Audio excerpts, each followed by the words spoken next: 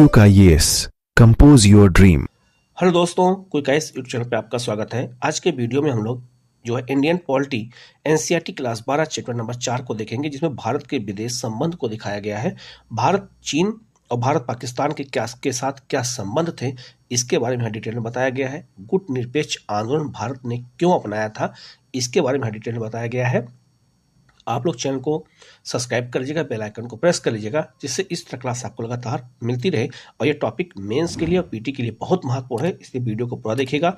कहीं कोई डाउट हो तो आप कमेंट करके पूछ लीजिएगा, उसके जवाब आपको दिया जाएगा। हम लोग शुरू करते हैं सीधे जो है आपका लेसन की ओर। इस चैप्टर में हम लोग भारत के विदेशी संबंध देखेंगे कि उस समय जब देश आज़ाद हुआ और उस दौरान खास करके नेहरू युग तक 1962 तक भारत के विदेशी संबंध कैसे थे।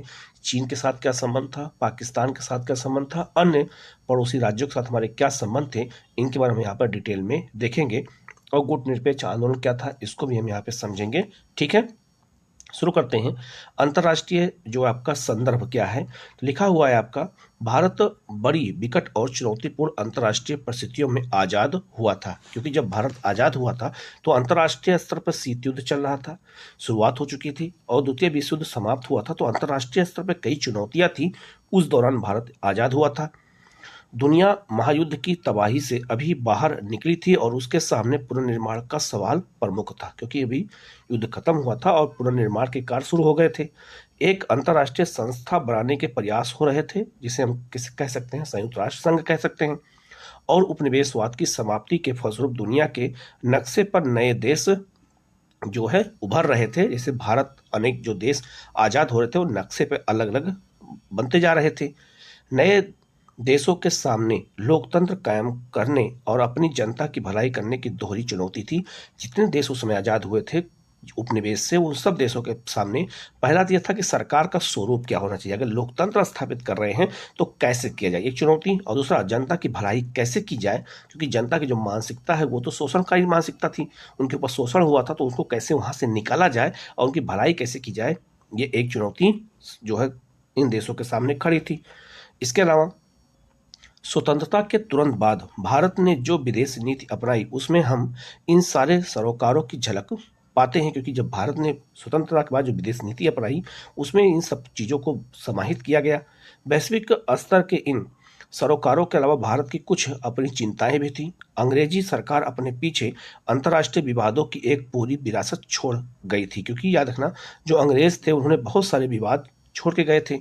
बंटवारे के कारण अलग से दबाव पैदा हुए थे और गरीबी मिटाने का काम सामने मुंह जो है बाय खड़ा था। मतलब एक तरह से गरीबी एक तरफ अलग हमारे देश में समस्या थी और दूसरी तरफ जो है बंटवारा हुआ था, और तीसरा देशी राज्यों का विलय करना था। ऐसी बहुत सारी समस्याएं उस समय थी और अंतर्राष्ट्रीय दबाव भी था। ऐसी स्थिति में भारत को इन सभी समस्याओं से निकल करके एक मजबूत अंतर्राष्ट्रीय नीति बनाने के लिए और पड़ोसी राज्यों से संबंध कैसे स्थापित किया जाए, इन सब चुनौतियों से उस समय निपटना बहुत जो है एक चुनौतीपूर्ण काम था। उसको हमारे जो है स्वतंत्रता सेनानियों ने, नेताओं ने बहुत अच्छे से निभाया भी।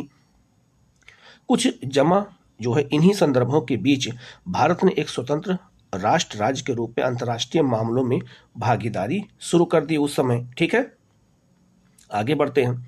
एक राष्ट्र के रूप में भारत का जन्म विश्व युद्ध की पृष्ठभूमि में हुआ था। क्योंकि विश्व युद्ध समाप्त हुआ, तब जो है एक राष्ट्र के रूप में भारत का क्या हुआ, जन्म हुआ। ऐसे में भारत ने अपनी विदेश नीति में अन्य सभी देशों की संप्रभुता का सम्मान करने और शांति कायम करके अपनी सुरक्षा सुनिश्चित करने का लक्ष्य सामने रखा। अब जब देश हमारा आज़ाद हुआ तो हमने उसमें कई चीज़ें विदेश नीति में रखा। सबसे पहले हम किसी भी देश का सम्मान करेंगे, उसकी संप्रभुता का सम्मान करेंगे और शांति कायम करने का ही हम प्रयास करेंगे और सुरक्षा सुनिश्चित करेंगे।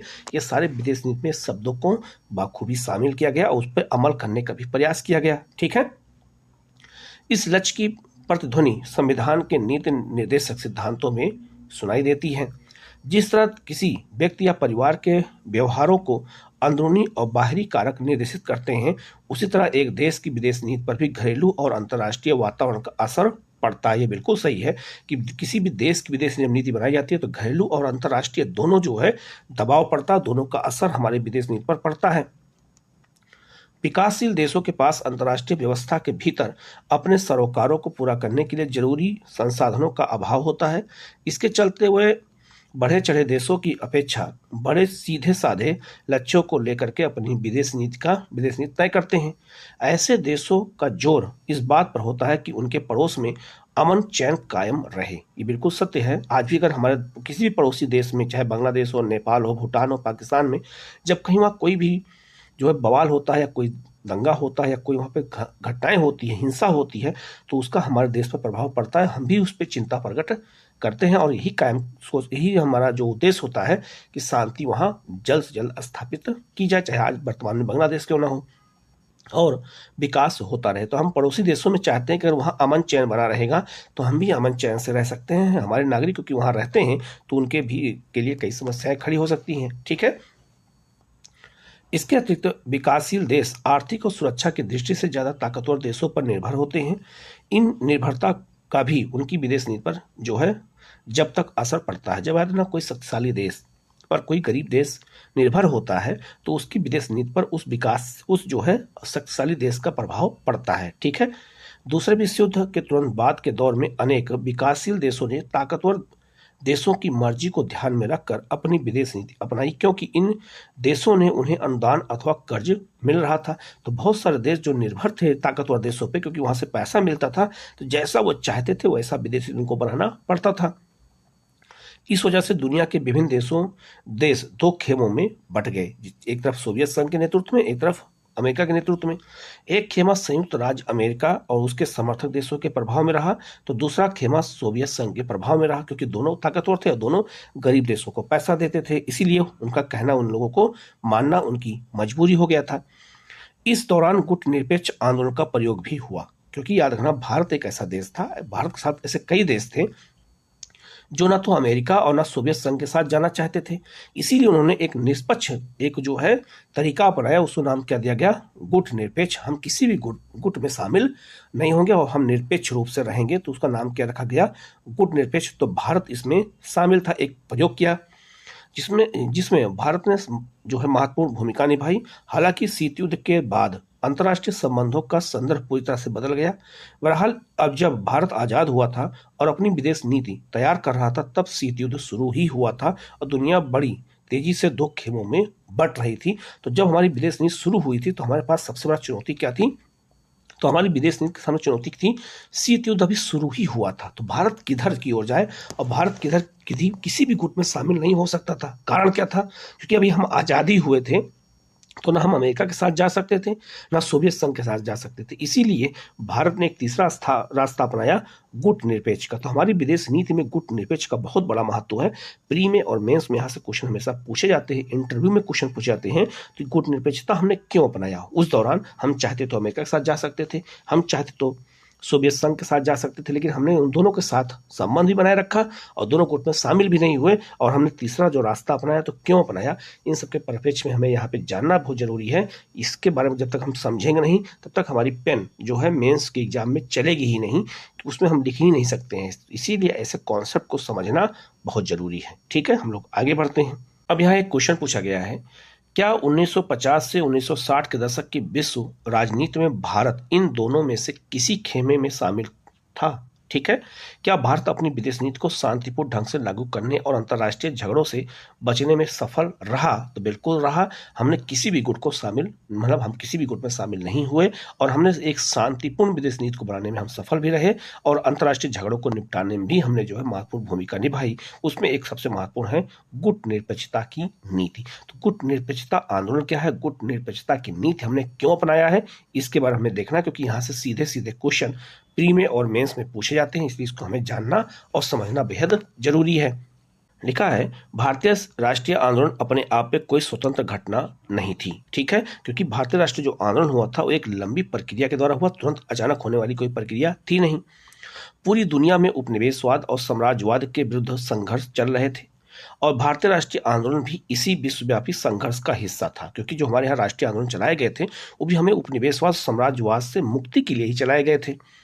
इस आंदोलन का असर एशिया और अफ्रीका के कई जो है मुक्ति आंदोलनों पर हुआ था, क्योंकि भारत के अलावा अफ्रीका के भी कई देशों पर भी इसका प्रभाव पड़ा।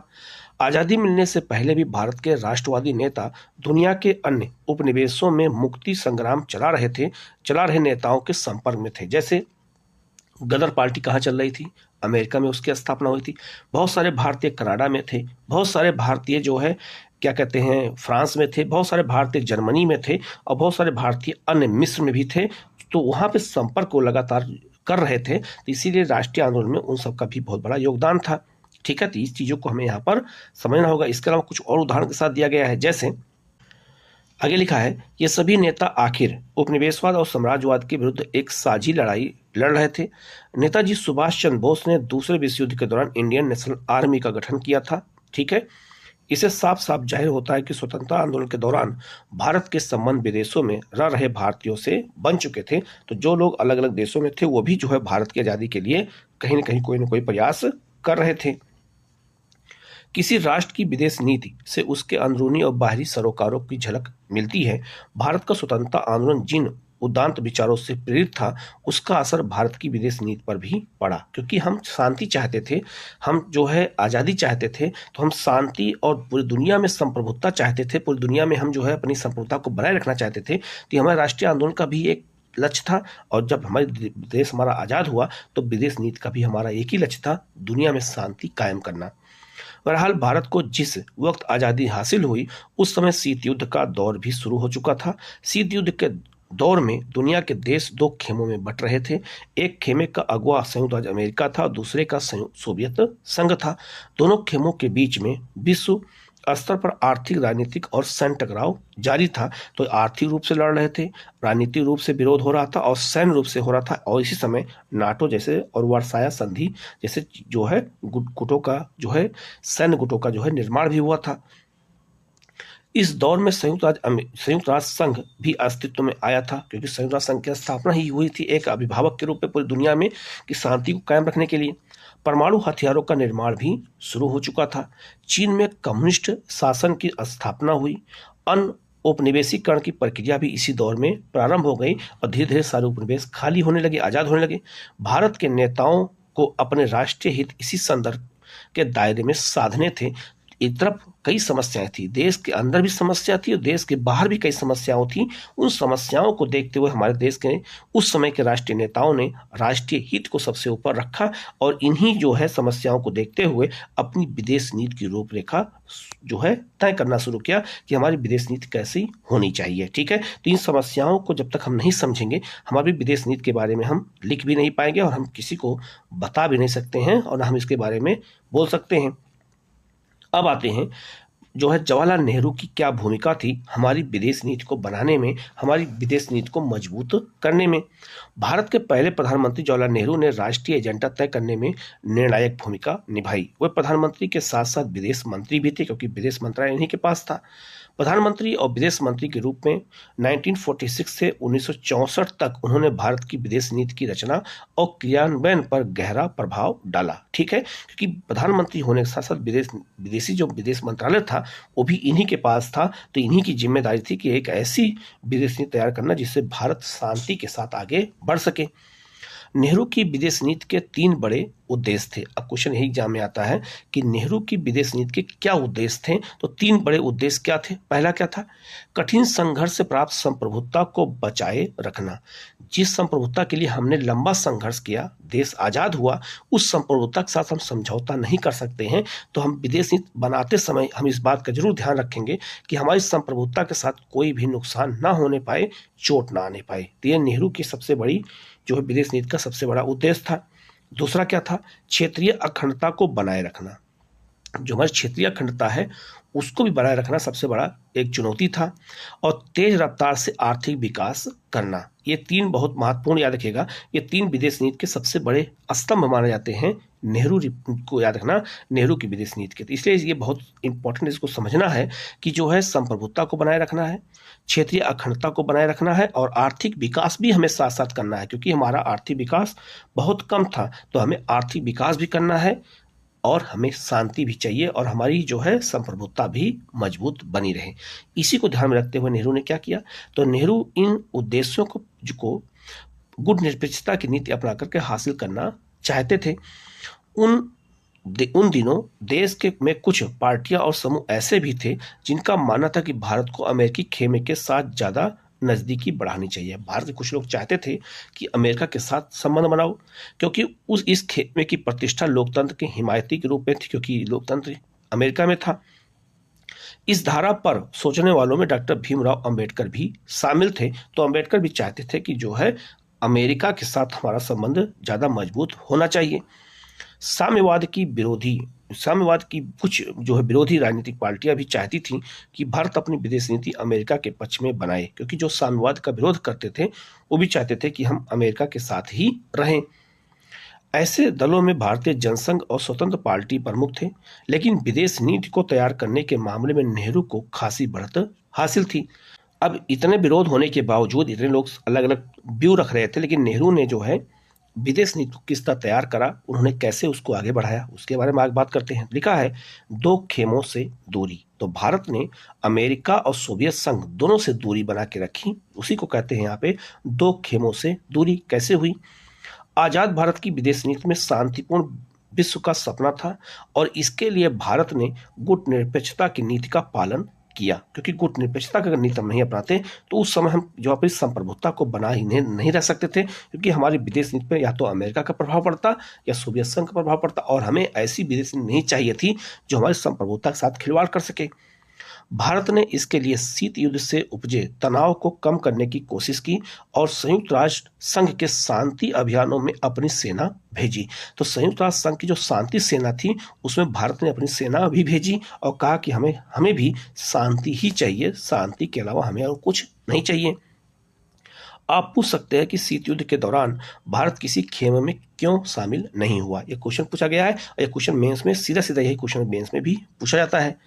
भारत अमेरिका और सोवियत संघ की अगुवाई वाले सैन्य गठबंधन से अपने युद्ध को दूर रखना चाहता था।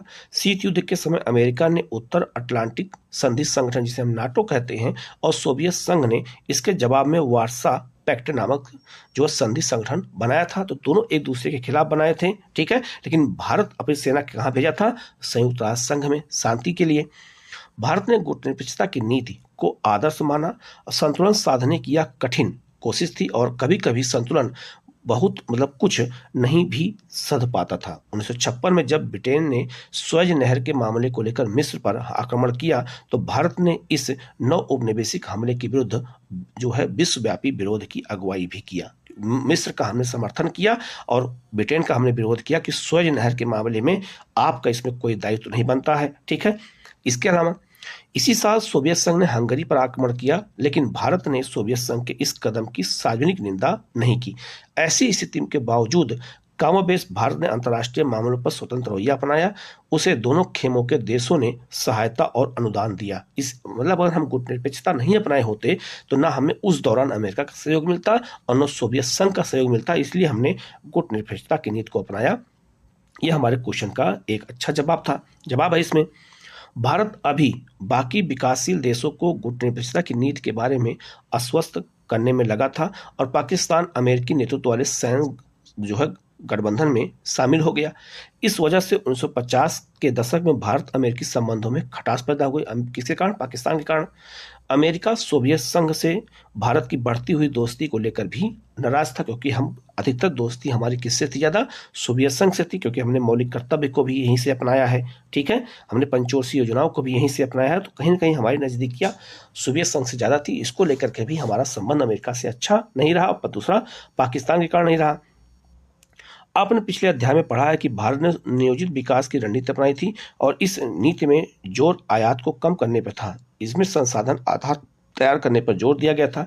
इसके परिणामस्वरूप निर्यात के मामले में भी प्रगति बड़ी सीमित थी। हमारा निर्यात कम होता था, आयात ज़्यादा होता था। विकास की इस रणनीति के कारण बाहरी दुनिया से भारत का आर्थिक लेन देन बड़ा सीमित था, क्योंकि हमारा आर्थिक लेन इतना कमजोर था कि हमें उसको भी बढ़ाने हमारे लिए क्या थी? एक चुनौती थी, और जब तक मजबूत विदेश नीति नहीं होगी ऐसी चुनौती हम पूरा नहीं कर सकते हैं, ठीक है। अब हम लोग एफ्रो एशियाई एकता को देख लेते हैं। एफ्रो का मतलब यहाँ हो गया एशिया और अफ्रीका। तो उन देशों की स्थिति क्या थी और उसमें भारत की जो है क्या स्टैंड लिया, इस पर हम लोग देख लेते हैं। भारत के आकार, अवस्थिति और शक्ति संसाधन को भांपकर नेहरू ने विश्व के मामलों में, खासकर एशियाई मामलों में भारत के लिए बड़ी भूमिका निभाने का स्वप्न देखा। नेहरू के दौर में भारत ने एशिया और अफ्रीका के 9 स्वतंत्र देशों के साथ संपर्क बनाया। क्योंकि हमारे साथ वो भी देश आज़ाद हुए थे 1-2 साल के अंतर को लेकर के। तो भारत ने एशिया और अफ्रीका के देशों के साथ संपर्क स्थापित किया कि कूटनिरपेक्षता आंदोलन में उनको शामिल किया जाए और उनसे अपना संबंध मजबूत किया जाए। 1940 और 1950 के दशकों में नेहरू बड़े मुखर रूप स्वर में एशियाई एकता की पैरोकारी करते थे कि एशिया के लोग एक हो जाएं। जैसे आज यूरोप एक हो गया है, वैसे एशिया के लोग एक हो जाएं। नेहरू की अगुवाई में भारत ने 1947 के मार्च में ही एशियाई संबंध सम्मेलन, एशियन जो है रिलेशंस कॉन्फ्रेंस का आयोजन कर डाला। जबकि अभी भारत को आज़ादी मिलने में 5 महीने शेष थे, क्योंकि नेहरू चाहते थे कि एशिया जब तक एक नहीं होगा तब तक हम विकास नहीं कर सकते, क्योंकि एशिया में अधिकांश देश भारत के पड़ोसी हैं। भारत ने इंडोनेशिया की आज़ादी के लिए भरपूर प्रयास किया। भारत चाहता था कि इंडोनेशिया डच उपनिवेशिक शासन से यथासंभव शीघ्र मुक्त हो जाए, क्योंकि आपको पता होगा इतिहास में जब हम पढ़ते हैं तो हमारे यहाँ सबसे पहले जो कौन आया था, पुर्तगालियों के बाद डच ही आए थे, और डचों ने हमारे यहाँ फैक्ट्रियाँ स्थापित की थी और काली मिर्च का व्यापार करते थे। लेकिन हमसे ज़्यादा काली मिर्च अच्छा कहाँ था, इंडोनेशिया। तो याद रखना, जब बेदरा का युद्ध हुआ था, कब हुआ था, तो 1759 में। तो बेदरा के युद्ध के बाद अंग्रेजों ने डचों को भारतीय व्यापार से बाहर कर दिया। तो भारत इंडोनेशिया ये डच इंडोनेशिया चले गए थे और वहाँ मसाला का व्यापार करते थे। और इसीलिए जो इंडोनेशिया आज़ाद हुआ था वो किससे आज़ाद हुआ था, तो डचों से ही आज़ाद हुआ था। इसके लिए भारत ने 1949 में इंडोनेशिया के स्वतंत्रता संग्राम के समर्थन में एक अंतर्राष्ट्रीय सम्मेलन किया। मतलब भारत जो है जब आज़ाद हो गया तो 49 में इंडोनेशिया की स्वतंत्रता के लिए काम किया। भारत अनुपनिवेशीकरण की प्रक्रिया का प्रबल समर्थक था कि उपनिवेशीकरण होना चाहिए, मतलब अर्थात उपनिवेश समाप्त होना चाहिए। ठीक है। और उसने पूरी दृढ़ता से जो है नस्लवाद का, खास करके दक्षिण अफ्रीका में जारी रंग भेद का विरोध किया। इंडोनेशिया के एक शहर जो है वाडुंग में एफ्रो एशियाई सम्मेलन 1955 हुआ। ठीक है। तो इसमें एशिया और अफ्रीका के देश शामिल हुए। आमतौर पर हम इसे जो है वाडुंग सम्मेलन के नाम से जानते हैं। अफ्रीका और एशिया के नौस्वतंत्र देशों के साथ भारत के बढ़ते संपर्क का चरम बिंदु था। जो है वाडुंग सम्मेलन में ही गुटनिरपेक्ष आंदोलन की नींव पड़ गई। गुटनिरपेक्ष आंदोलन का पहला सम्मेलन 1961 के सितंबर में बेलग्रेड में हुआ और गुटनिरपेक्ष आंदोलन की स्थापना में नेहरू की महती भूमिका रही। तो गुटनिरपेक्ष आंदोलन जब स्थापित हुआ, गुटनिरपेक्ष जो है आंदोलन, तो उस दौरान याद रखना भारत, घाना, मिस्र, इंडोनेशिया और जो आपका चेकोस्लोवाकिया, ये 4-5 देशों ने मिल करके इसमें महत्वपूर्ण भूमिका निभाई थी। इससे चेकोस्लोवाकिया की राजधानी बेलग्रेड में पहला सम्मेलन आयोजित किया गया था 1961 में। अब आते हैं चीन के साथ शांति और संघर्ष क्या था। चीन के साथ हमारा शांति और संघर्ष कैसे हुआ। हम शुरू में चीन के साथ शांति हमने अपनाया, और चीन की जो है सरकार जब स्थापित हुआ तो हमने सबसे पहले समर्थन हमें ने दिया था। तिब्बत पर जब चीन ने कब्जा किया तभी हमने समर्थन किया चीन का। लेकिन बाद में और एक नारा भी दिया गया था, हिंदी चीनी भाई भाई का नारा दिया गया था, जो बाद में हिंदी चीनी बाय बाय में बदल गया। न्यूज़पेपर कटिंग में था ये चीज़, बाद में अभी आपको मैं दिखाऊंगा, आगे आपको मिलेगा। तो जो शांति थी हमारी चीन के साथ, वो संघर्ष में कैसे बदल गई, हमें इसके बारे में यहाँ पे अच्छे से समझना है। ठीक है। लिखा है, पाकिस्तान के साथ अपने संबंधों के विपरीत आज़ाद भारत ने चीन के साथ अपने रिश्तों की शुरुआत बड़े दोस्ताना ढंग से की। चीनी क्रांति 1949 में हुई। इस क्रांति के बाद भारत चीन की कम्युनिस्ट सरकार को मान्यता देने वाले पहले देशों में से एक था। हम पहले ऐसे देश थे जो हम चीन के साथ अच्छा संबंध बनाना चाहते थे, इसीलिए हमने वहाँ की कम्युनिस्ट सरकार को मान्यता दे दी।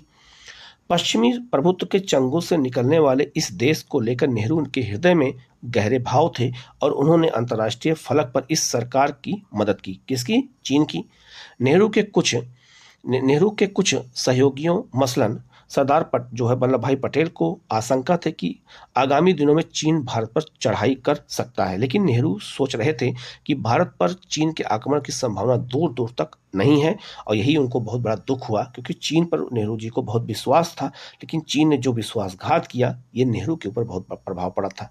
बहुत दिनों से भारत की चीन से लगती सीमा पर सेना के बजाय अर्धसैनिक बल जो है रखवाली कर रहे थे। शांतिपूर्ण सहाअस्तित्व के 5 सिद्धांतों यानी पंचशील की घोषणा भारत के प्रधानमंत्री नेहरू और चीन के प्रमुख जो है चाउ एन लाई के संयुक्त रूप से जो है कब किया था, तो 29 अप्रैल 1954 को की थी। तो पंचशील सिद्धांत भारत ने दिया था और चीन जो है नेहरू ने मिलकर दिया था कि हम पंचशील सिद्धांत के अनुसार काम करेंगे और चीन के साथ हम शांतिपूर्ण संबंध बनाए रखेंगे। लेकिन चीन ने इस जो है पंचशील सिद्धांत का जो है विरोध किया, मतलब क्या उसका उल्लंघन क्या कह सकते हैं, और इस समझौते को तोड़कर उसने जो है 1962 में भारत पर एक तरफा आक्रमण कर दिया। लिखा है आगे, दोनों देशों के बीच मजबूत संबंध की दिशा में यह एक जो है अगला कदम था। भारत और चीन के नेता एक दूसरे के देश का जो है दौरा करते थे और उनके स्वागत में बड़ी भीड़ जुटती थी। मतलब हम भारत के लोग चीन जाते थे, चीन के लोग कहाँ आते थे, भारत आते और लोग जो है उनका स्वागत करते थे। लेकिन स्थितियां धीरे धीरे बदल गईं। लिखा है, चीन का आक्रमण 1962। चीन के साथ भारत के इस दोस्ताना रिश्ते में दो कारणों से खटास आ गई। कौन से दो कारण थे? पहला, चीन ने 1950 में तिब्बत पर कब्जा कर लिया। इससे भारत और चीन के बीच ऐतिहासिक रूप से जो एक मध्यवर्ती राज्य मतलब जो है राज्य बना आ रहा था, चल रहा था, वो क्या हो गया? समाप्त हो गया। इसे हम कहते हैं मध्यवर्ती राज्य को कहते हैं बफर स्टेट। याद रखना, जब दो बड़े शक्तिशाली देश हों और उनके बीच में कोई छोटा देश हो तो उसे बफर स्टेट कहते हैं। इससे क्या होता है, दोनों जो शक्तिशाली देश होते हैं उनके बीच में दुश्मनी कम हो जाती है क्योंकि सीमा डायरेक्ट नहीं लगती है। ठीक है, तो तिब्बत क्या था? एक बफर स्टेट था और चीन ने उस पर कब्जा कर लिया। तो शुरू में भारत ने विरोध किया, लेकिन बाद में भारत ने समर्थन कर दिया। ठीक है, शुरू में भारत सरकार ने चीन के इस कदम का खुले तौर पर विरोध नहीं किया, बहरहाल तिब्बत की संस्कृति को कुचलने की खबरें जैसे जैसे सामने आने लगी, वैसे वैसे भारत की बेचैनी भी बढ़ने लगी, क्योंकि वहां पर जो तिब्बत के लोग थे उनको मारा जाने लगा। तो इस शुरू में तो भारत समर्थन कर दिया, लेकिन बाद में भारत को लगा कि नहीं, ये तो गड़बड़ हो गया। तिब्बत के धार्मिक नेता दलाई लामा आज भी जो है हमारे देश में ही रहते हैं, हिमाचल प्रदेश के धर्मशाला में। भारत ने राजनीतिक शरण मांगी और 1959 में भारत ने उन्हें शरण दे दी। चीन ने आरोप लगाया कि भारत सरकार अंदरूनी तौर पर चीन विरोधी गतिविधियों में हवा दे रही है। तो दलाई लामा के प्रश्न को लेकर के, तिब्बत के प्रश्न को लेकर के चीन यहीं से नाराज होना शुरू कर दिया। आगे बढ़ते हैं। इससे कुछ दिनों पहले भारत और चीन के बीच एक सीमा विवाद भी उठ खड़ा हुआ था। भारत का दावा था कि चीन के साथ सीमा रेखा का मामला अंग्रेजी शासन के समय ही सुलझाया जा चुका है, जिसे मैकमोहन रेखा कहते हैं। लेकिन चीन की सरकार का कहना है कि अंग्रेजी शासन के समय का फैसला नहीं माना जा सकता है। मुख्य विवाद चीन से लगी लंबी सीमा के पश्चिमी और पूर्वी छोर के बारे में था। चीन ने भारतीय भूभाग में पड़ने वाले दो इलाकों, जम्मू कश्मीर के लद्दाख वाले हिस्से के अक्साई चीन और अरुणाचल प्रदेश के अधिकांश हिस्सों पर अपना दावा जताया। क्यों दावा जताया? क्योंकि याद रखना 1916 में एक समझौता हुआ था ब्रिटिश सरकार और चीन के बीच में, और अरुणाचल प्रदेश को नेफा कहते थे। तो अरुणाचल प्रदेश और अक्साई चीन दोनों भारत के हिस्से थे, लेकिन अब मैकमोहन रेखा बनाई गई थी अरुणाचल प्रदेश में। तो याद रखना, जो चीन था उसने मैकमोहन रेखा को मानने से इंकार कर दिया और कहा ये समझौता हमने ब्रिटिश सरकार से किया था, आज़ाद भारत से नहीं किया था, इसलिए समझौते को मैं नहीं मानूंगा। और भारत कहता कि नहीं, मैं उसी समझौते को मानूंगा जो समझौता ब्रिटिश सरकार के समय में किया गया था। ये भी एक कारण बन गया चीन के साथ युद्ध का। अरुणाचल प्रदेश को उस समय नेफा या उत्तर पूर्वी जो है सीमांत कहा जाता था। तो उस समय अरुणाचल प्रदेश का नाम क्या था? नेफा या उत्तर पूर्वी सीमांत राज्य कहते थे। 1957 से 1959 के बीच चीन ने अक्साई चीन इलाके पर कब्जा कर लिया और इस इलाके में उसने रणनीतिक बढ़त हासिल करने के लिए एक सड़क बनाई। दोनों देशों के शीर्ष नेताओं के बीच लंबी लंबी चर्चाएं और बातचीत चलती रहीं, लेकिन इसके बावजूद मतभेद को सुलझाया नहीं जा सका और दोनों देशों की सेनाओं के बीच में सीमा पर कई बार झड़पें हुई, युद्ध से पहले भी हुई। ठीक है, जैसे आजकल हो रही थी। जिस समय पूरे विश्व का ध्यान दो महाशक्तियों की तनातनी से पैदा हुए क्यूबा मिसाइल्स की तरफ लगा हुआ था। तो क्यूबा कहाँ पर है? आप इस मैप पे देख लीजिएगा। क्यूबा जो बिल्कुल अमेरिका के बिल्कुल साउथ में है, आपका देख सकते हैं मैक्सिको की खाड़ी के पास है। तो वहाँ पे क्यूबा या देखने का एक साम्यवादी देश है। इसने जो है मिसाइल लगा दिया था अमेरिका की ओर, इसीलिए उस मिसाइल संकट उसे कहते हैं। तो मिसाइल संकट पैदा हो गया था उस समय। ठीक है, तो आप क्यूबा को देख लीजिएगा। इसे चीनी का कटोरा भी कहते हैं क्यूबा को। ठीक है, क्योंकि यहाँ चीनी गन्ना उत्पादन बहुत ज़्यादा होता है। ठीक है, आगे बढ़ते हैं। ठीक उसी समय चीन ने 1962 के अक्टूबर में दोनों विवादित क्षेत्रों पर बड़ी तेजी और व्यापक स्तर पर हमला कर दिया। तो चीन ने दो तरफ हमला किया, एक तरफ अरुणाचल प्रदेश में भी, एक तरफ अक्साई चीन की ओर से। पहला हमला एक हफ्ते तक चला और इस दौरान चीनी सेना ने अरुणाचल प्रदेश के कुछ महत्वपूर्ण इलाकों पर कब्जा कर लिया। हमले का जो अगला दौर नवंबर महीने में शुरू हुआ और लद्दाख से लगे पश्चिमी मोर्चे पर भारतीय सेना ने चीन की बढ़त रोकी, लेकिन पूर्व में चीनी सेना आगे बढ़ते हुए असम के मैदानी हिस्से के प्रवेश द्वार पर पहुंच गई। आखिरकार चीन ने एक तरफा युद्ध विराम घोषित कर दिया और चीन की सेनाएं उस मुकाम पर लौट गईं जहां वह अब हमले से पहले के वक्त में तैनात थी। तो याद रखना, एक तरफा इन्होंने आक्रमण किया और अपने आप इन्होंने युद्ध विराम की घोषणा कर दी और बहुत बड़े क्षेत्र पर भारत के कब्जा कर लिया। चीन युद्ध से भारत की छवि को देश और विदेश दोनों ही जगह धक्का लगा। इस संकट से उबरने के लिए भारत को अमेरिका और ब्रिटेन दोनों से सैन्य मदद की गुहार लगानी पड़ी, लेकिन सोवियत संघ इस संकट की घड़ी में तटस्थ बना रहा क्योंकि उसने कोई मदद नहीं किया। क्योंकि सोवियत संघ इसलिए नहीं किया क्योंकि वहां पर भी साम्यवादी सरकार थी उस समय। चीन युद्ध से भारतीय राष्ट्रीय स्वाभिमान को चोट पहुंची, लेकिन इसके साथ साथ राष्ट्र भावना भी बरबती हुई। इस समय राष्ट्र की भावना और तेजी से पनपी, लोगों में राष्ट्र भावना और ज्यादा जन्म लिया। कुछ प्रमुख सैन्य कमांडरों ने या तो इस्तीफा दे दिया या अवकाश ग्रहण कर लिया। नेहरू के नजदीकी सहयोगी और तत्कालीन रक्षा मंत्री बीके कृष्ण मेनन को भी मंत्रिमंडल छोड़ना पड़ा। नेहरू की छवि भी थोड़ी धूमिल हुई। चीन के इरादे को समय रहते न भांप सकने और सैन्य तैयारी न कर पाने को लेकर नेहरू की कड़ी आलोचना की गई कि आपकी खुफिया एजेंसी क्या कर रही थी, आपकी सेना की तैयारी क्या थी, जो आप इतने बड़े क्षेत्र को आपने गंवा दिया। पहली बार उनकी सरकार के खिलाफ अविश्वास प्रस्ताव लाया गया और लोकसभा में इस पर बहस हुई। इसके तुरंत बाद कांग्रेस ने कुछ महत्वपूर्ण उपचुनाव में पटकनी खाई, क्योंकि उपचुनाव जब हुए तो वहाँ कांग्रेस हार गई, क्योंकि लोगों की भावनाएं उस समय लग गई थी कि हमारा देश कैसे हार सकता है।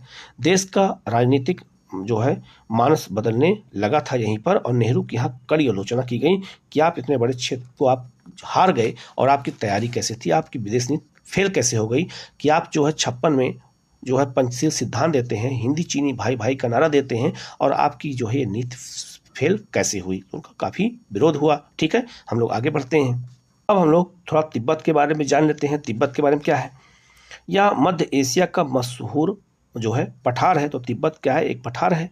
ऐतिहासिक रूप से तिब्बत भारत और चीन के बीच विवाद का एक बड़ा मसला रहा। अतीत में समय समय पर चीन ने तिब्बत पर अपना प्रशासनिक नियंत्रण जताया और कई दफा तिब्बत आजाद भी हुआ। 1950 में चीन ने तिब्बत पर नियंत्रण कर लिया और तिब्बत के ज्यादातर लोगों ने चीनी कब्जे का विरोध किया। 1954 में जब भारत और चीन के बीच पंचशील समझौते पर हस्ताक्षर हुए तो इसके प्रावधानों में एक बात यह भी शामिल थी कि दोनों देश एक दूसरे की क्षेत्रीय संप्रभुता का सम्मान करेंगे, मतलब एक दूसरे के क्षेत्रीय मामले में हस्तक्षेप नहीं करेंगे। चीन ने इस प्रावधान का अर्थ लगाया कि भारत तिब्बत पर चीनी दावेदारी की बात को स्वीकार कर रहा है।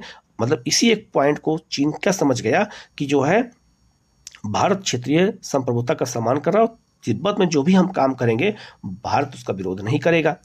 ठीक है। 1956 में चीनी शासनाध्यक्ष जो है चाउ एन लाई भारत के आधिकारिक दौरे पर आए तो साथ ही साथ तिब्बत के धार्मिक नेता दलाई लामा भी जो है भारत पहुंचे। ठीक है, आगे बढ़ते हैं हम लोग।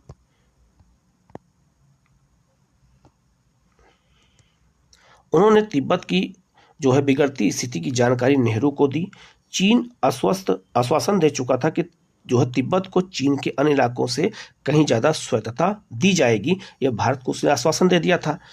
1958 में चीनी आधिपत्य के विरुद्ध तिब्बत में सशक्त विद्रोह हुआ। इस विद्रोह को चीन की सेना ने दबा दिया। स्थिति बिगड़ती देखकर तिब्बत के पारंपरिक नेता दलाई लामा ने सीमा पार कर भारत में प्रवेश किया। और देखो, आप देख सकते हैं प्रवेश करते हुए इनको यहाँ पे दिखाया गया है, दलाई लामा कैसे भारत में प्रवेश कर रहे हैं। ठीक है, ये भी अपने आप में बहुत दिलचस्प एक तरह से कहानी है, तो इसको हमें समझना बहुत जरूरी है क्योंकि यहाँ सबसे क्वेश्चन एग्जाम में पूछे जाते हैं। ठीक है, तो ये आपसे क्वेश्चन गलत ना होने पाए। ठीक है, पिछले 50 सालों में बड़ी संख्या में तिब्बती जनता ने भारत और दुनिया के अन्य देशों में शरण ली। भारत में खासकर दिल्ली में तिब्बती शरणार्थियों की बड़ी बड़ी बस्तियां हैं, आज भी बड़ी बस्तियां हैं वहाँ पे। ठीक है, हिमाचल प्रदेश के धर्मशाला में जो है संभवतः तिब्बती शरणार्थियों की सबसे बड़ी जो है बस्ती है। दलाई लामा भी भारत में धर्मशाला में ही अपना निवास स्थान जो है स्थल बनाया है। 1950 और 60 के दशक में भारत के अनेक राजनीतिक दल और राजनेताओं ने तिब्बत की आज़ादी के प्रति अपना समर्थन जताया। इन दलों में सोशलिस्ट पार्टी और जनसंघ भी शामिल था। आगे बढ़ते हैं। चीन ने स्वायत्त तिब्बत क्षेत्र बना लिया उसे, और इस इलाके को वह चीन का अभिन्न अंग मानता है। तिब्बती जनता चीन के इस दावे को नहीं मानती कि तिब्बत चीन का अभिन्न अंग है, आज भी नहीं मानती है। ज़्यादा से ज़्यादा संख्या में चीनी बासिंदे को तिब्बत ला करके वहां बसाने की चीन की नीति का तिब्बती जनता ने विरोध किया। तिब्बती चीन के इस दावे की भी को नकारते हैं कि तिब्बत को स्वायत्तता दी गई है, और मानते हैं कि तिब्बत की पारंपरिक संस्कृति और धर्म को नष्ट करके चीन वहां साम्यवाद फैलाना चाहता है। इसीलिए सबसे बड़ा मुद्दा हमारे चीन और जो है के साथ युद्ध में एक तिब्बत बड़ी भूमिका निभाया। इसको भी हमें समझना बहुत जरूरी है, क्योंकि यहाँ सबसे क्वेश्चन एग्जाम में आपसे पूछे जाएंगे। ठीक है, अब हम लोग चीन की सीमा के बारे में थोड़ा समझ लेते हैं। तो याद रखिएगा, ये आपका आज वर्तमान का लद्दाख का क्षेत्र है, और इस पर जो है ये इसको हम क्या कहते हैं, अक्साई चीन कहते हैं। तो भारत और अक्साई चीन की भी जो सीमा बनाई गई थी उसे हम क्या कहते हैं, LAC कहते हैं, लाइन ऑफ एक्चुअल कंट्रोल कहा जाता है। हिंदी में कहते हैं इसे वास्तविक नियंत्रण रेखा कहते हैं। तो ये सीमा किसके साथ लगती है, ये सीमा लद्दाख के साथ लगती है, खास करके कहाँ पर, अक्साई चीन के साथ।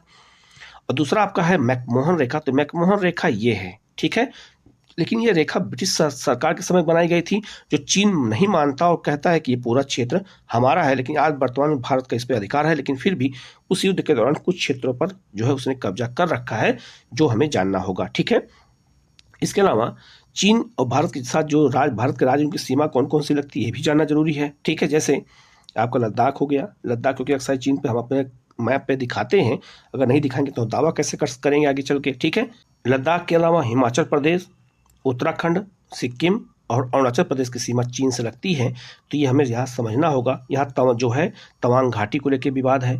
यहाँ पर जो है भारत और चीन के बीच में अगर देखा जाए तो याद रखना, यहाँ गलवान घाटी को लेकर विवाद है। यहाँ पर आपका जो है भूटान के साथ हमारा जो है देखा जाए तो डोकलाम को लेकर विवाद है, चीन के साथ है। तो इससे बहुत सारे संबंध हमारे चीन के साथ जो है विवादित चल रहे हैं, और अभी हाल में सरकार इस पर प्रयास कर रही है कि सबसे पहले चीन के साथ सीमा समझौता किया जाए और सीमा विवाद को दूर किया जाए। ठीक है, ये बहुत जरूरी है। ठीक है, अब यहाँ देख सकते हैं ये चीन के जो उस समय के काइसेक थे, उनको दिखा रहे किस तरह से जो है भारत के जो नेहरू को किस तरह उन्होंने फंसा लिया है, मतलब एक तरह से उनको जो है एक तरह से गुमराह किया है। उसी चीज को यहाँ कार्टून के माध्यम से दिखाने का प्रयास किया गया है। ठीक है, आप इसको देख सकते हैं, एक समय हिंदी चीनी भाई भाई का नारा दिया गया था, तो उस समय के न्यूज़पेपरों में हिंदी चीनी बाय बाय का नारा भी दिया गया। ठीक है, तो उस समय के न्यूज़पेपर में क्या क्या कटिंग थी वो सबको भी यहाँ पे दिखाया गया। आप देख सकते हैं कैसे जो है उन सब चीज़ों को यहाँ पर बताया गया है। न्यूज़पेपर में दूसरे में क्या छपता था वो सब के बारे में यहाँ पर दिया गया है। ठीक है, हम लोग यहाँ पे BK कृष्ण मेनन के बारे में देख लेते हैं कि चीन के साथ जो युद्ध हुआ था उनमें क्या इनका रोल था। तो ये राजनयिक और मंत्री थे। 1934 से 1947 के बीच में इंग्लैंड की लेबर पार्टी में सक्रिय रहे। इंग्लैंड में भारतीय उच्चायुक्त और बाद में संयुक्त राष्ट्र में भारतीय प्रतिनिधिमंडल के मुखिया बने। राज्यसभा के सांसद बने, बाद में लोकसभा के सांसद बने। 1956 से संघ जो है कैबिनेट के सदस्य थे नेहरू कैबिनेट में। 1957 से वो रक्षा मंत्री बने। 1962 में भारत चीन युद्ध के बाद इन्होंने इस्तीफा दे दिया। तो कभी कभी एग्जाम में भी क्वेश्चन पूछ देता है कि जब चीन के साथ युद्ध हुआ था तो रक्षा मंत्री कौन थे, तो BK कृष्ण मेनन थे। इनके बारे में भी आपको जानकारी होनी चाहिए। ठीक है, इसलिए NCERT में चीज़ों को जानना बहुत जरूरी है, पढ़ना बहुत जरूरी होता है। ठीक है, हम लोग आगे बढ़ते हैं। 1962 के बाद भारत चीन के बीच का संबंध है, इस बारे में देख लेते हैं। भारत और चीन के बीच संबंधों को सामान्य होने में करीब 10 साल लग गए। 1976 में दोनों देशों के बीच पूर्ण राजनयिक संबंध बहाल हो सके। शीर्ष नेता के तौर पर पहली बार अटल बिहारी वाजपेयी, वह तब विदेश मंत्री थे, जो है 1979 में चीन के दौरे पर गए। ठीक है, बाद में नेहरू के बाद राजीव गांधी बतौर प्रधानमंत्री चीन के दौरे पर गए। इसके बाद चीन के साथ भारत के संबंधों में ज़्यादा जोर जो है व्यापारिक मसलों पर रहा। समकालीन विश्व राजनीति की किताब में आप आगे इसको और अच्छे से समझेंगे कि और इसमें क्या हुआ, और करंट अफेयर में भी इसको हम समझने का प्रयास करते रहेंगे कि चीन के साथ हमारे संबंध जो अब बन रहे हैं और जो समझौता होने वाला है उसको लेकर क्या है हमारा स्टैंड क्या है, उसके बारे में हम अच्छे से और जानेंगे। आगे बढ़ते हैं।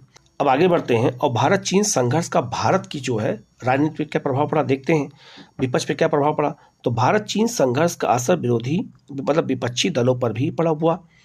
इस युद्ध और चीन सोवियत संघ के बीच बढ़ते मतभेद, याद रखना चीन और सोवियत संघ शुरू में एक थे, एक ही विचारधारा पर काम करते थे, लेकिन दोनों में धीरे धीरे मतभेद बढ़ने लगा तो उसका भारत राजनीति पर प्रभाव पड़ा। कैसे प्रभाव पड़ा, तो भारतीय कम्युनिस्ट पार्टी जिसे हम भाकपा के अंदर, जो इसे भाकपा कहते हैं, तो उसके अंदर बड़ी उठापटक मचने लगी।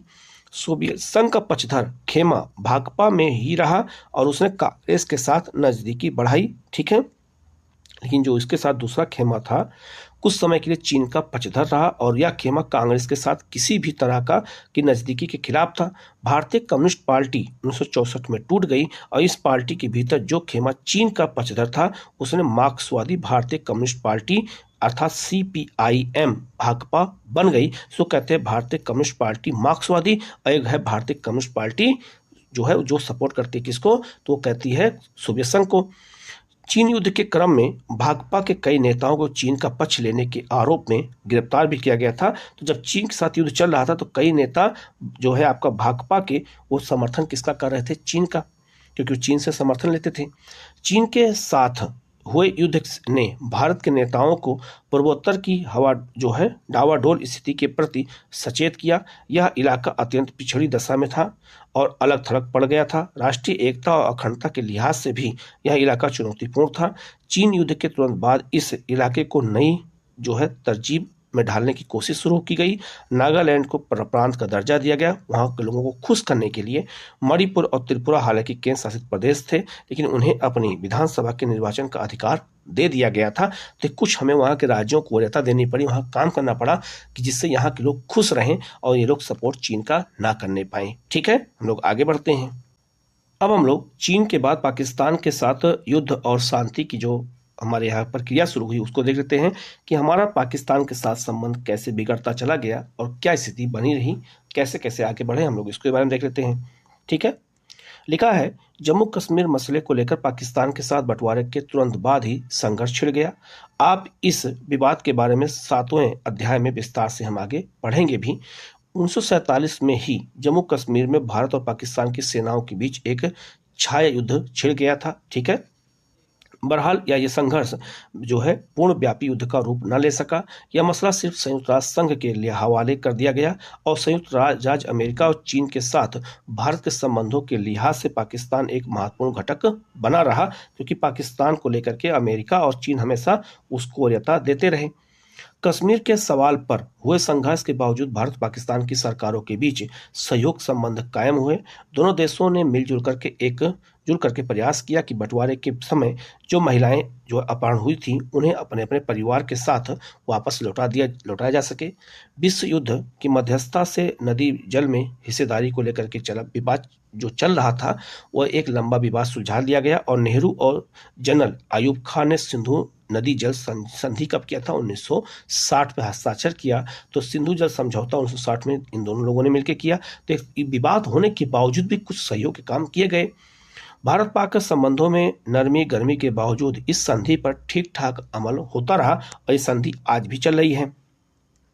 दोनों देशों के बीच 1965 में कहीं ज़्यादा गंभीर किस्म के सैन्य संघर्ष की शुरुआत हुई और जो है इसके बारे में आगे और अच्छे से पढ़ेंगे। उस वक्त लाल बहादुर शास्त्री ने प्रधानमंत्री थे और 1965 के अप्रैल में पाकिस्तान ने गुजरात के कच्छ इलाके के मतलब जिसे हम रण कच्छ का रण कहते हैं में सैन्य हमला बोला। तो पहली बार 1965 में हमला कहाँ बोला था, गुजरात के कच्छ क्षेत्र में, क्योंकि जो है जो सरकरी कच्छ क्षेत्र है उससे पाकिस्तान अपना क्षेत्र बताता है। इसके अलावा जो है जम्मू कश्मीर में उसने अगस्त सितंबर के महीने में बड़े पैमाने पर हमला किया। पाकिस्तान के नेताओं को उम्मीद थी कि जम्मू कश्मीर की जनता उनका समर्थन करेगी, लेकिन ऐसा नहीं हुआ। कश्मीर के मोर्चे पर पाकिस्तानी सेना की बढ़त को रोकने के लिए प्रधानमंत्री लाल बहादुर शास्त्री ने पंजाब की सीमा की तरफ से जवाबी हमला करने का आदेश दे दिया। जब वो कश्मीर पर हमला कर दिया तो भारत ने पंजाब की ओर से हमला करना शुरू कर दिया। दोनों देशों की सेनाओं के बीच घनघोर लड़ाई हुई और भारत की सेना आगे बढ़ते हुए लाहौर के नजदीक तक पहुंच गई और कहा जाता है उसने लाहौर पर कब्जा भी कर लिया था। इसके बाद आगे बढ़ते हैं। संयुक्त राष्ट्र संघ के हस्तक्षेप से इस लड़ाई का अंत हुआ और बाद में भारतीय प्रधानमंत्री लाल बहादुर शास्त्री और पाकिस्तान के जनरल अयूब खान के बीच 1966 में ताशकंद समझौता हुआ। तो ताशकंद समझौते की आप ये जो तस्वीर देख सकते हैं, ये दोनों के बीच समझौता किया गया था ताशकंद में। उसमें ताशकंद सोवियत संघ का हिस्सा था, ठीक है। आज ये वो कहाँ पर है, उज्बेकिस्तान में, लेकिन उसमें इसी का हिस्सा था, ठीक है। सोवियत संघ ने इसमें मध्यस्थ की भूमिका निभाई, लेकिन अगर देखा जाए तो 1965 की लड़ाई में भारत ने पाकिस्तान को बहुत ज़्यादा सैन्य क्षति पहुंचाई, लेकिन इस युद्ध से भारत की कठिन आर्थिक स्थिति और भी ज़्यादा बोझ पड़ गया। तो एक तरफ हमने चीन के साथ युद्ध लड़ा था 62 में, और 3 साल के बाद हमें पाकिस्तान से युद्ध लड़ना पड़ा। तो जो हमारी तीसरी पंचवर्षीय योजना थी वो बहुत फेल हो गई और हमारे देश के सामने आर्थिक संकट भी खड़ा हो गया, इसमें कोई दो राय नहीं है। फिर भारत पाकिस्तान के बाद एक के साथ एक युद्ध और हुआ 1971 में, और एक और देश का जन्म हुआ बांग्लादेश का। क्या है ये, 1970 में पाकिस्तान के सामने एक गहरा अंदरूनी संकट जो है खड़ा हुआ। पाकिस्तान के पहले आम चुनाव में जो है खंडित जनादेश आया। जुल्फिकार अली भुट्टो की पार्टी पश्चिमी पाकिस्तान में विजयी हुई। याद रखना पाकिस्तान दो था, एक तरफ पश्चिमी पाकिस्तान, एक तरफ पूर्वी पाकिस्तान। तो पश्चिमी पाकिस्तान में जो है किसके साथ मतलब जो है कौन विजयी हुआ, तो याद रखना जुल्फिकार अली भुट्टो। और पूर्वी पाकिस्तान बात जो जिसे हम बांग्लादेश कहते हैं, वहाँ पे मुजीबुर रहमान की पार्टी अवामी लीग ने पूर्वी पाकिस्तान में जोरदार कामयाबी हासिल कर ली। पश्चिमी पाकिस्तान के नेताओं के हाथों अपने साथ हुए दोयम दर्जे के नागरिकों के बर्ताव के विरोध में पूर्वी पाकिस्तान की बंगाली जनता ने इस पार्टी को वोट दिया। किसको दिया, तो मुजीबुर रहमान को, ठीक है।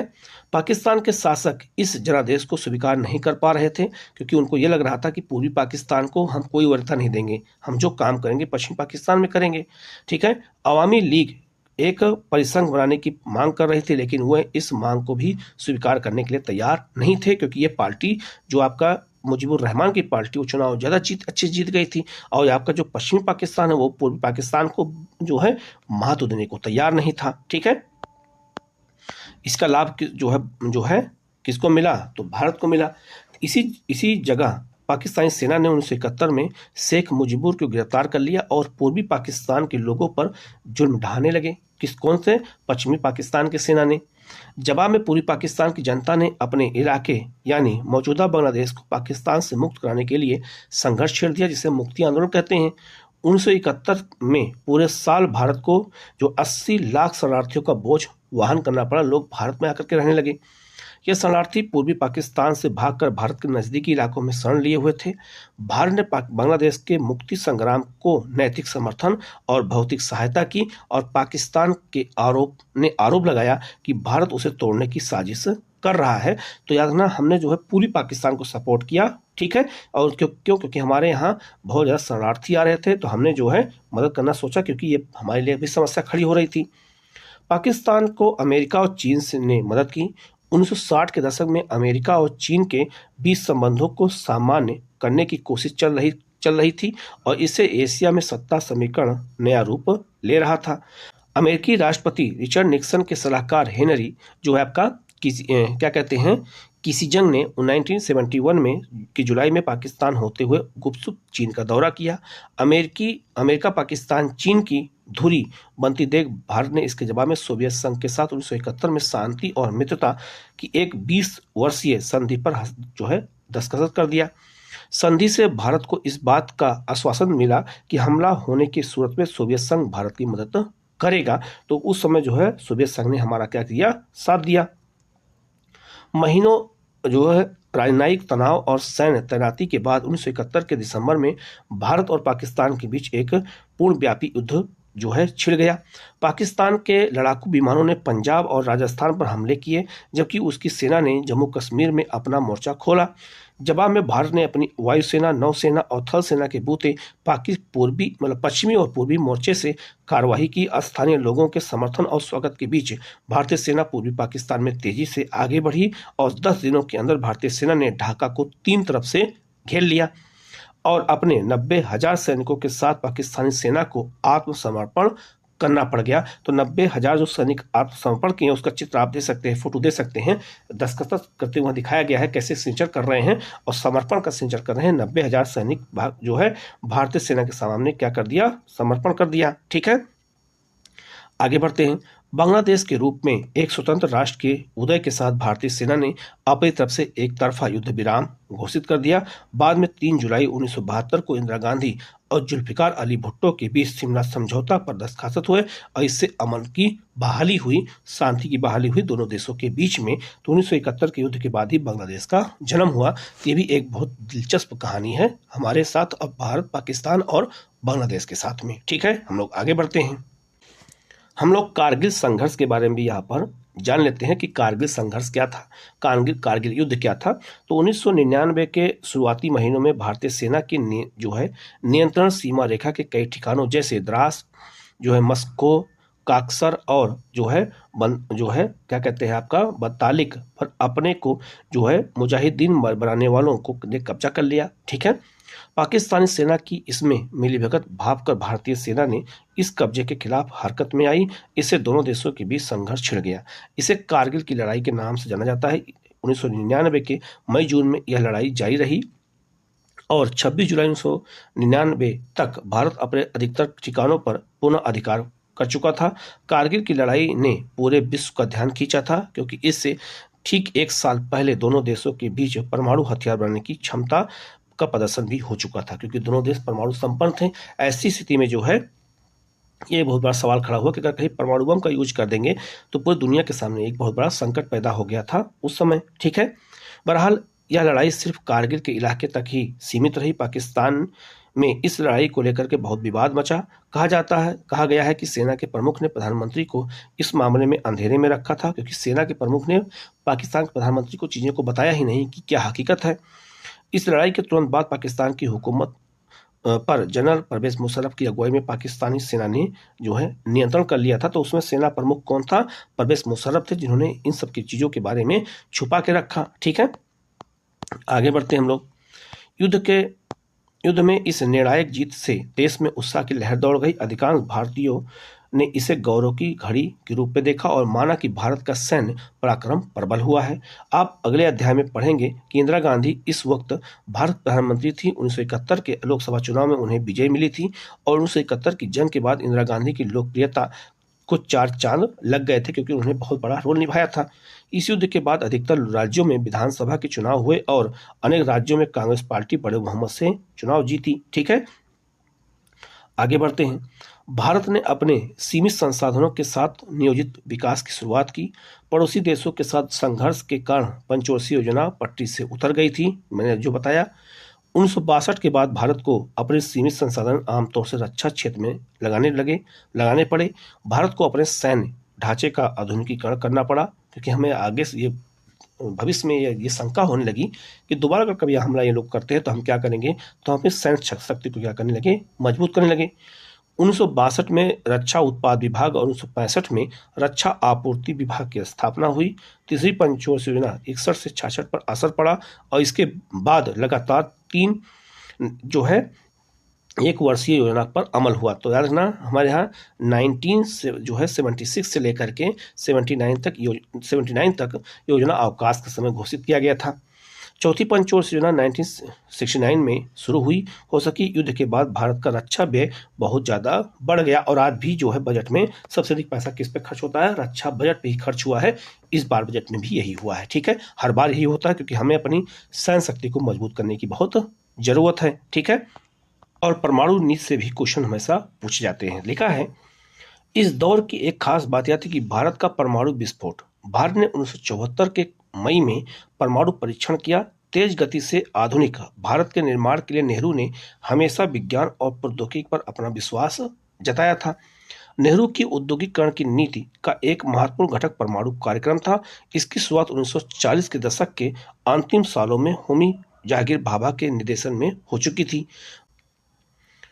भारत शांतिपूर्ण उद्देश्यों में इस्तेमाल के लिए अणु ऊर्जा बनाना चाहता था। तो भारत चाहता था कि हम परमाणु ऊर्जा बनाएंगे, परमाणु बम बनाएंगे, लेकिन हम शांतिपूर्ण उद्देश्य के लिए हम कभी किसी पर हमला नहीं करेंगे। ये हमारी विदेश नीति का भी एक हिस्सा है।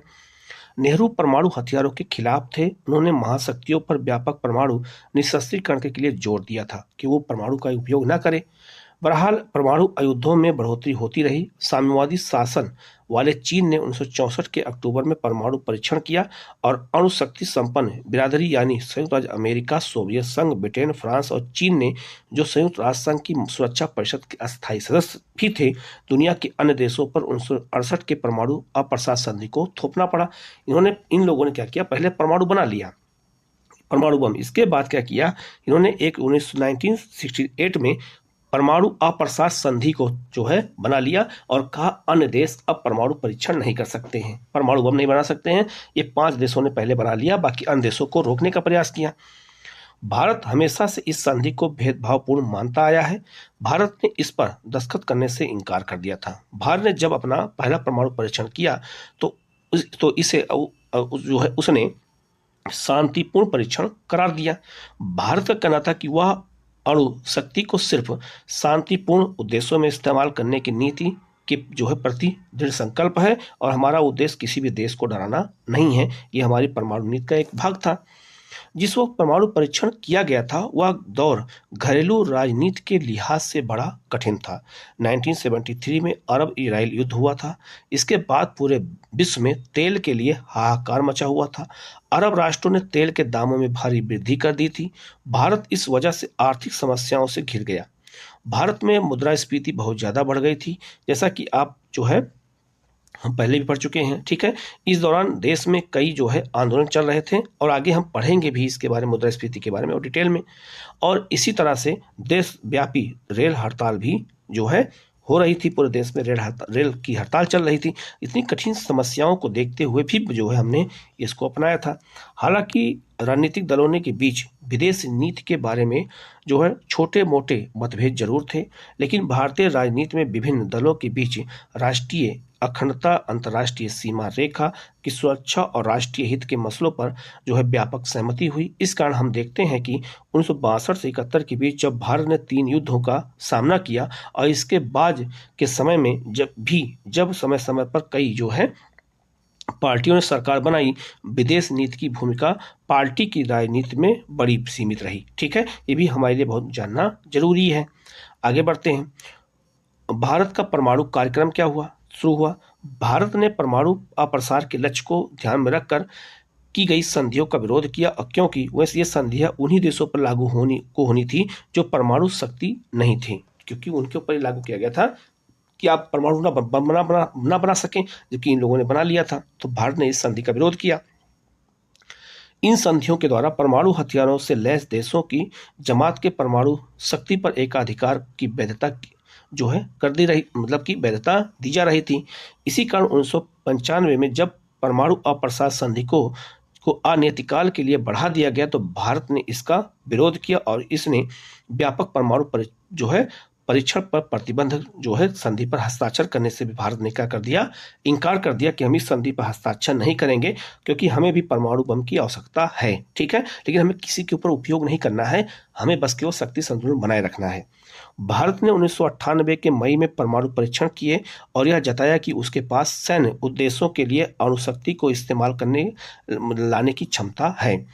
इसके तुरंत बाद पाकिस्तान ने भी परमाणु परीक्षण किया अमेरिका के सहयोग से। इससे देश में जो क्षेत्र में परमाणु युद्ध की आशंका को बल मिला। अंतर्राष्ट्रीय बिरादरी भारतीय महाद्वीप में हुए इस परमाणु परीक्षण को लेकर के बहुत नाराज थी और उसने भारत पाकिस्तान दोनों पर कुछ प्रतिबंध लगाए, जिन्हें बाद में हटा लिया गया।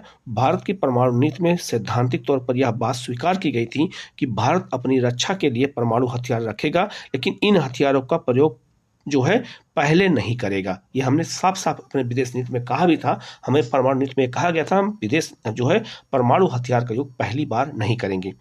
भारत की परमाणु नीति में यह बात दोहराई गई कि भारत वैश्विक स्तर पर लागू और भेदभावहीन परमाणु निशस्त्रीकरण के प्रति वचनबद्ध है, ताकि परमाणु हथियारों से मुक्त विश्व की रचना हो सके। हमने परमाणु बम बनाया, लेकिन हमारा उद्देश्य किसी को डराना नहीं था। एक परमाणु बम बनाने का उद्देश्य ये भी था कि हमें जो है अपनी ऊर्जा की जरूरत को पूरा भी करना था, इसीलिए भी परमाणु बम बनाया गया था। ठीक है, आज भी हमारे यहाँ परमाणु भट्टी चल रही है, हम बिजली उत्पादन कर रहे हैं। ठीक है, यहाँ पर विश्व राजनीति के बदले समीकरण को भी हम थोड़ा सा देख लेते हैं। उस समय जो है क्या समीकरण उस समय बदला था। लिखा है, जैसा कि आप इस किताब के 6ठे और 8वें अध्याय में पढ़ेंगे कि 1977 के बाद के दौर में कई गैर कांग्रेसी सरकारें बनी। इस दौर में विश्व राजनीति में भी नाटकीय बदलाव आ रहे थे। इनका भारत के विदेश संबंधों पर क्या असर पड़ता है, ये क्वेश्चन पूछा गया है। तो 1977 में जनता पार्टी की सरकार बनी थी मोरारजी देसाई के नेतृत्व में। इस सरकार ने घोषणा क्या की कि सच्ची मतलब गुटनिरपेक्ष नीति का पालन किया जाएगा। इसका आशा यह था कि विदेश नीति में सोवियत संघ के प्रति जो आए झुकाव को खत्म किया जाएगा। ये जनता पार्टी की सरकार का लक्ष्य था। इसके बाद की सभी सरकारों ने कांग्रेसी या गैर कांग्रेसी चीन के साथ बेहतर संबंध बनाने और अमेरिका के साथ नजदीकी रिश्ते बनाने की पहल की। भारतीय राजनीति में और आमतौर पर चलने वाली जो बहसों में भी भारत की विदेश नीति को विशेष तौर पर दो संदर्भों में देखा जा सकता है। पहला क्या था, एक तो पाकिस्तान को लेकर भारत के रुख के संदर्भ में और दूसरा भारत अमेरिका के संबंधों में। ठीक है, दो तरीके से। 1990 के बाद के दौर में अमेरिका और जो है समर्थक विदेश नीति अपनाने के लिए शासक दलों की आलोचना भी कई बार की गई है कि हमारे यहाँ विदेश नीति जब बनाते हैं तो उसमें कहीं ना कहीं हमें वरीयता किसको दी गई, अमेरिका को दी गई। विदेश नीति हमेशा राष्ट्रीय हितों को ध्यान में रखकर बनाई जाती है। रूस लगातार भारत का एक महत्वपूर्ण मित्र बना हुआ है, लेकिन 1990 के बाद से रूस का अंतर्राष्ट्रीय महत्व कम हुआ क्योंकि वहां उसका विभाजन हो गया था। इसी कारण भारत की विदेश नीति में अमेरिका समर्थक रणनीति अपनाई गई। इसके अतिरिक्त मौजूदा अंतर्राष्ट्रीय परिवेश में सैन्य हितों के बजाय आर्थिक हितों पर जोर ज्यादा है। आजकल लोग आर्थिक हित पर जोर ज्यादा देते हैं। इसका भी असर भारत की विदेश नीति में अपनाए गए विकल्पों में भी पड़ा है। ठीक है, इसके साथ ही साथ इस अवधि में भारत पाक संबंधों में भी कई नई बातें जुड़ी। कश्मीर दोनों देशों के बीच मुख्य मसले के तौर पर कायम है, लेकिन संबंधों को सामान्य बनाने के लिए दोनों देशों ने कई प्रयास किए हैं। सांस्कृतिक आदान प्रदान, नागरिकों के एक दूसरे देशों के बीच आवाजाही, पारंपरिक आर्थिक सहयोग को दोनों देशों ने बढ़ावा दिया है। क्या आप जानते हैं कि भारत पाकिस्तान के बीच रेल और बस सेवाओं की शुरुआत कब की गई थी? तो बस और रेल शुरुआत कब की गई थी? 1972 से, हमारे यहाँ 74 से ही जो है ये शुरुआत कर दी गई थी और 1999 में और बढ़ा दिया गया था। हाल ही के समय में सबसे बड़ी उपलब्धि है। बहरहाल इन सारे प्रयासों के बावजूद 1999 में भारत पाकिस्तान के बीच युद्ध की स्थिति पैदा हो गई थी। ऐसे माहौल में शांति के प्रयासों को धक्का लगा, लेकिन अस्थायी तौर पर अमल कायम करने में भी प्रयास जारी रहे। लेकिन अगर आज की बात करें तो भारत पाकिस्तान के बीच संबंध में अगर देखा जाए तो भी किसी तरह की वार्ता नहीं हो रही, क्योंकि भारत ने यह कहा है कि पाकिस्तान सबसे पहले आतंकवाद को जीरो स्तर पे लाए, तब हम पाकिस्तान से बात करेंगे, नहीं तो बात नहीं करेंगे। तो इस चैप्टर में जो इंपॉर्टेंट चीज था मैंने बता दिया है कि भारत के साथ पाकिस्तान के क्या संबंध थे, चीन के साथ क्या संबंध था, गुटनिरपेक्ष क्या था।